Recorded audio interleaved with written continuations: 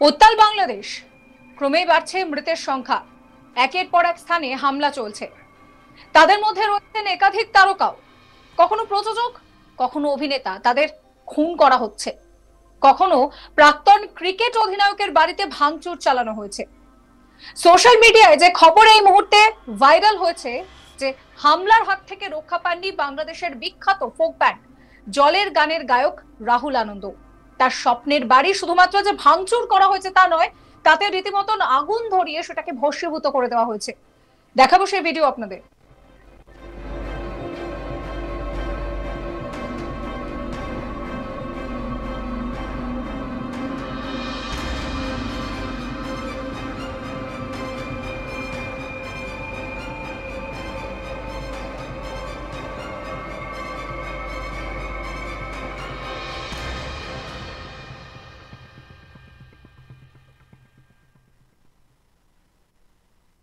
সেই ছবি আপনারা এই মুহূর্তে দেখতে পাচ্ছেন।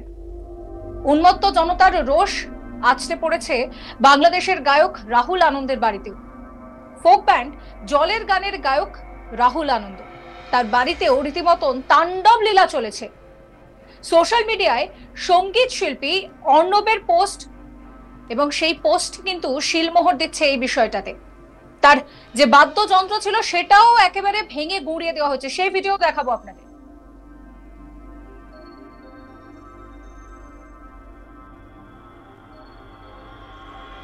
এই মুহূর্তে দাঁড়িয়ে আপনারা যে ছবি দেখতে পাচ্ছেন সেটা হচ্ছে রাহুলের এই যে স্টুডিও, সেটা ভাঙচুরের আগে, আগুন লাগিয়ে দেওয়ার আগে ঠিক কি অবস্থায় ছিল সেই ছবি দেখাচ্ছি।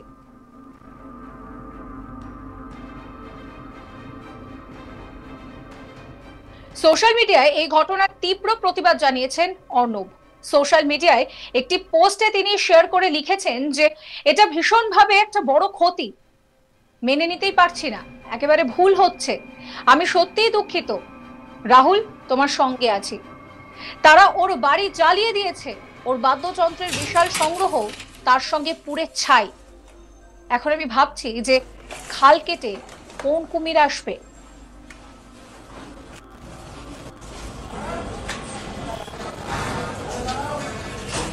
নিয়ে আসো, কারণ এগুলো যেগুলো এগুলো কিচ্ছু বুঝবা না।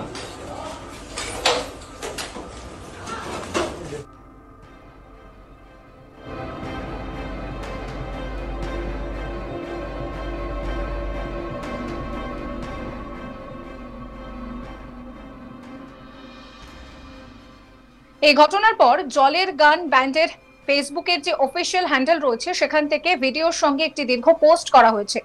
রাহুল আনন্দের পুড়ে যাওয়া বাড়ির কথা সেখানে মনে করিয়ে লেখা হচ্ছে যে কি হয়েছে এখানে, যেখানে জলের গানের ব্যান্ডের সদস্যরা গান গাইছেন। পোস্টে লেখা রয়েছে যে স্বপ্নে তুমি দাগ দিও না, স্মরণরেখার স্বপ্নে কারো বাগ দিও না, বাগ দিও না।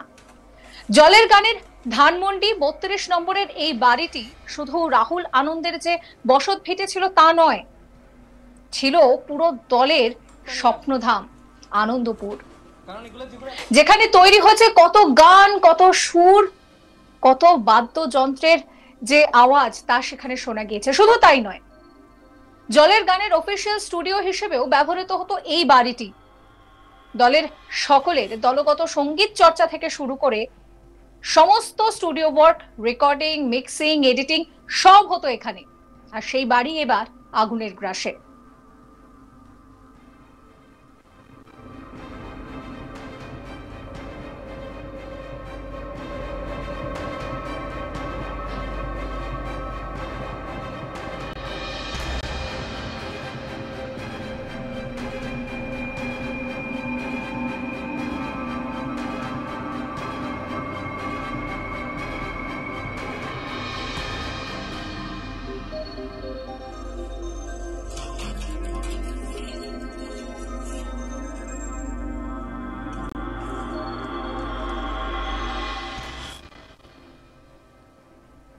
যারা নিয়মিত এই বাড়িতে যাতায়াত করতেন তারা জানেন যে রাহুল আনন্দ ও উর্মিলা শুক্লার বাড়িটি সব সময় খোলা থাকতো সকলের জন্য।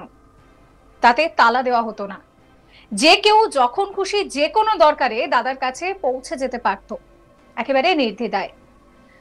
আর যারা দিনের যে কোনো প্রান্তে এই বাড়িতে এসেছেন সকলেই একটি করে ছবি শেয়ার করেছেন।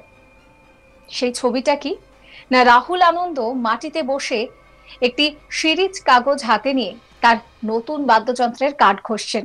কতটা ইমোশন রয়েছে বুঝতে পারছেন। পোস্টে আরো লেখা হয়েছে জলের গানের বাদ্যযন্ত্র। রাহুল আনন্দের বিরাট ভাবনা ও স্বপ্নের দিকে ধাবমান একটা নিরন্তর প্রয়াস। আমাদের দেশীয় কাঠের তৈরি আমাদের নিজেদের বাদ্যযন্ত্র। শুধু কি আমাদের এই দলের জলের গানের? না, এই প্রয়াস সকল নবীন মিউজিশিয়ানদের জন্য, যারা বিশ্বাস করবে আমরাও কিছু করতে পারি, আমরাও নিজেরা নিজেদের বাদ্যযন্ত্র তৈরি করতে পারি। এই প্রয়াস সেই স্বকীয়তার, যার ফলে প্রচুর মানুষ গর্ববোধ করেছেন। এই আমাদের নিজেদের বাদ্যযন্ত্রে বেজে ওঠা শব্দ তরঙ্গ, যা কিনা পুরো পৃথিবীর বুকে কেবল বাংলাদেশের মাটিতেই যে বেজেছে তা নয়, সর্বত্র সুর তুলেছে, স্বপ্ন দেখিয়েছে। স্বপ্নের ঝিলিক সুদূর ফ্রান্স পর্যন্ত পৌঁছে গিয়েছে। সেখানকার এক মিউজিশিয়ানকে আমাদের দেশে টেনে এনেছে। পুরো পৃথিবীর লক্ষ কোটি মানুষের চোখের আলোয় পড়ে এই আমাদের বাদ্যযন্ত্র আর এই বাড়ি। আর সেই বাড়ি ধ্বংসলীলায় রীতিমতন শেষ হয়ে গেল। তবে কি এই ঠিকানায় আবাস হওয়াটা কিছু মানুষের ক্ষোভের কারণ? এত রাগ, তার এত রাগের বহিঃপ্রকাশ। যারা ইতিমধ্যেই সেখানে গিয়েছেন কিংবা ফেসবুকে পোস্ট করেছেন, তারা সকলেই খবরটা জানেন।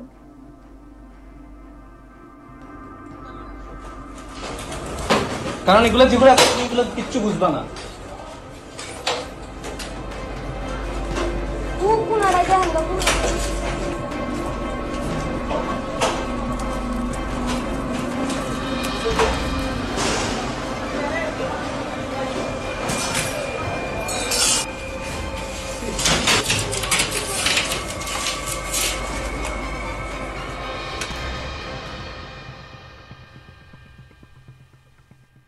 রাহুল আনন্দ এবং উর্মিলা শুক্লার সেই প্রিয় বাড়ি, জলের গানের বাড়ি আর নেই।